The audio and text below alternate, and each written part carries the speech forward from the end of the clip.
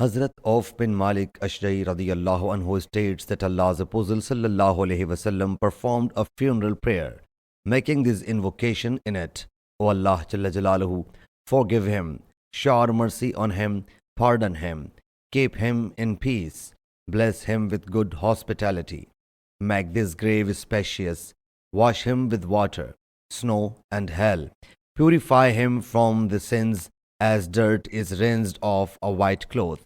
Grant him a better dwelling in paradise in exchange for his worldly dwelling, and a better family in exchange for his worldly family, and a better wife in exchange for his worldly wife. Keep him secured from the grave torment and hell chastisement. Hazrat of says, hearing this supplication for the dead person, I wished I would have been the dead. Sahih Muslim Hadith number 2231.